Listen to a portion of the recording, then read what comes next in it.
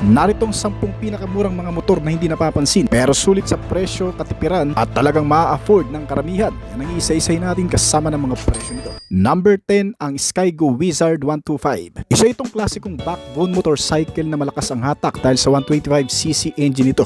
Paboritong gamitin ng mga messenger at delivery riders at mas magandang isingit sa matatraffic na kalsada. Gumagamit ito ng 5-speed manual transmission at 125cc vertical engine. Ito ang may pinakamataas na top speed sa listahan ng may pinakamalaking 10 liters na fuel tank, kaya malayuan ang nararating bago mag-refuel. At ang Skygo Wizard 125 ay kaya rin kumonsumo ng hanggang sa 45 to 50 km per liter na may kabuang bilis na 95 to 100 km per hour. Sa Pilipinas, ang presyo nito ay nagsisimula mula sa 45,000 hanggang sa 49,000 pesos. Number 9 ang Rusi Gala 125. Kung ayaw mo naman ng dekambyo at gusto mo ng piga preno lang na scooter, ang Gala 125 ang isa sa pinakamurang automatic na motor ngayon na may formang Vespa Classic. Ang Rusi Gala ay gumagamit ng isang automatic scooter CVT at 125cc engine na may kabuang bilis na 85 to 90 km per hour, habang ang fuel consumption rate ay nasa 35 to 40 km per liter. Ang kabuang presyo nito sa Pilipinas ngayon ay nagsisimula sa 44,000 hanggang sa 48,000 pesos. Number 8 ang Motorstar Star X 125S. Kung naghahanap ka naman ng motor na pwedeng kabitan ng sidecar o gawing tricycle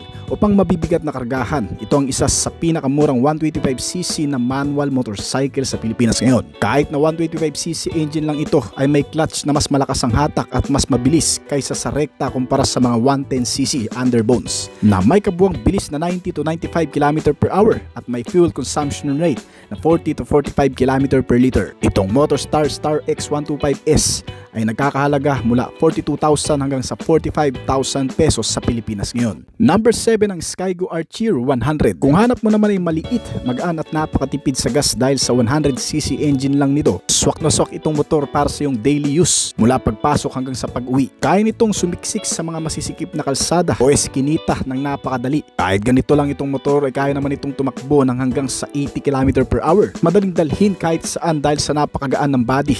Ito ang pinakamatipid sa listahan natin pero hindi ito ginawa para sa karera, pang chill na biyahe lang talaga. May fuel consumption na 50 to 55 km per liter at nagkakahalaga lang dito sa Pilipinas mula 41,000 hanggang sa 44,000 pesos. Number 6 ang Rusi Korak 110. Dinisenyo itong motor para sa mga kargahan o pang negosyo.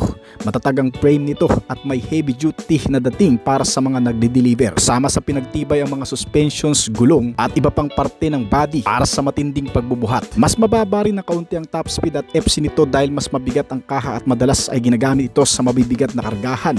Low gear ang performance nito kaya kayang tumakbo lang ng hanggang sa 80 km per hour. Ngunit may fuel consumption rate mula 40 to 45 km per liter. Itong Rusi Korak 110 ay nagkakahalaga mula sa 40,000 hanggang sa 44,000 pesos. Number 5 ang Motorstar Zest X 110. Itong motor ay matagal na rin sa Pilipinas. Ang Zest X ay paborito ng mga naghanap ng murang service sa trabaho dahil sa murang maintenance nito. Madaling dalhin at madaling hanapan ng pyesa. Madali rin itong ayusin kaya napakasulit nitong motor. Bukod pa dyan, matagal na rin subok ang makina nito sa mga pang-araw-araw na pagkukommute. Sakto ang konsumo kahit may kaunting karga na umaabot lang ng 44 to 48 km per liter pero may bilis na hanggang sa 85 km per hour. Itong Motorstar Zest X 110 ay may underbone vibe at nagkakahalaga lang mula sa 40,000 hanggang sa 43,000 pesos sa Pilipinas ngayon. Number 4 ang Skygo Duke 110. Ang Skygo ay isa sa mga mas matatag na Chinese brand sa bansa na may sariling mga service center ngayon. Ang Duke 110 ay maasahan para sa mga simpleng biyahe pang araw-araw at kahit sa mga long drive sa weekend. May katipiran din sa gas itong motor at naglalaman ng 3.7 liters na fuel tank. Sapat na sapat ang lakas nito para sa pang araw-araw na biyahe kahit sa matatraffic na syudad. Kayang umabot sa bilis na 85 km per hour at kayang kumonsumo nito ng 45 to 50 km per liter. Itong Skygo Duke 110 ay isang uri ng underbone na mabibili mo sa pinakamurang presyo mula sa 39,000 hanggang sa 42,000 pesos sa Pilipinas ngayon. Number 3 ang Rusi Ram 110. Kahawig ang Rusi Ram ng disenyo ng mga sikat na Japanese underbone sa Pilipinas, ngunit mas mababa ang halaga nito. Madaling hanapan ng generic o compatible parts sa aftermarket, mura at mas madali rin ang maintenance. Dahil wave clone ang disenyo nito, may kaunting aerodynamic ang design nito na advantage sa karamihan. Kaya medyo mas gumaganap ang top speed kumpara sa ibang 110cc sa Pilipinas. Umaabot sa kabuuang bilis na 85 to 90 km per hour at may fuel consumption mula sa 42 hanggang sa 47 km per liter. Ang Rusi Ram ay isang underbone wave style design na nagkakahalaga mula sa 38,000 pesos hanggang sa 40,000 pesos sa Pilipinas ngayon. Number 2 ang Racal MD-110 o kilala rin sa tawag na JR-110. Ang Racal ay kilala sa mga budget friendly na motor.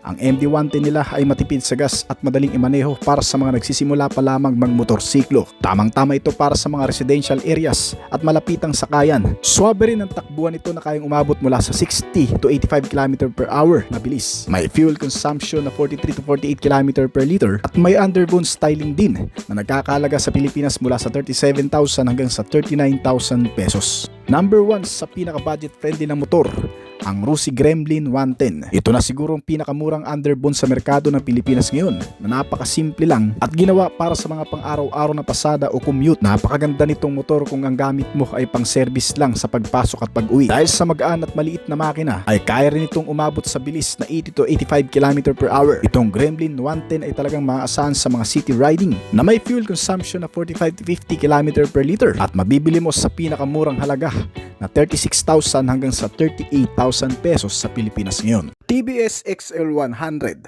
Sa kaangang milyahe nito at mababang gastos sa pagpapatakbo, ang TBS XL100 ay talagang isang practical na commuter na motorsiklo na mabibili mo sa Pilipinas ngayon sa abot kayang presyo.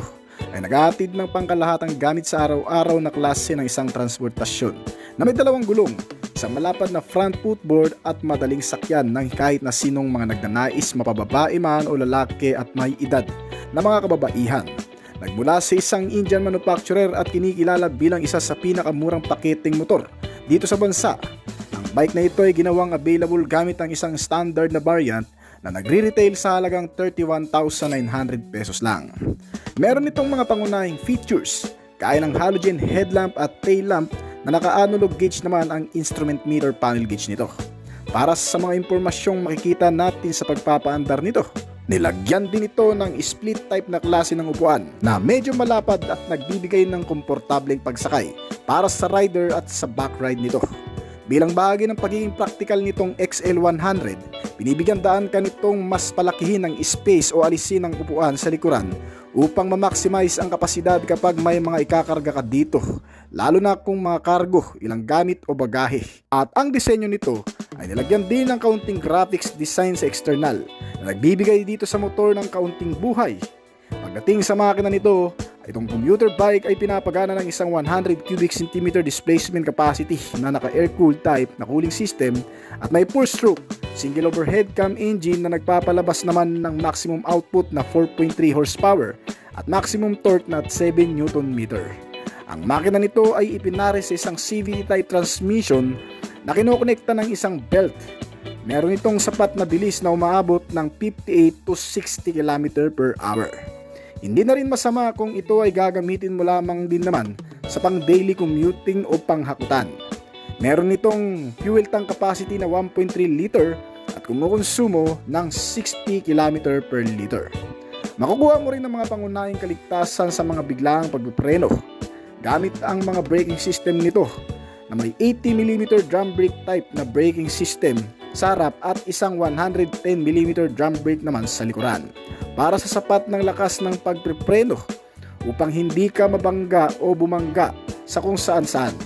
Meron itong kabuuang sukat ng mga gulong na 16 na pulgada at may ground clearance itong motor na 15.5 cm at ang seating height nito ay nasa 77 cm. Sa kabuuang presyo, ito ay nakakahalaga ng 31,900 pesos ngayon. Ito ang pinakamurang mga motor sa Pilipinas na mabibili mo.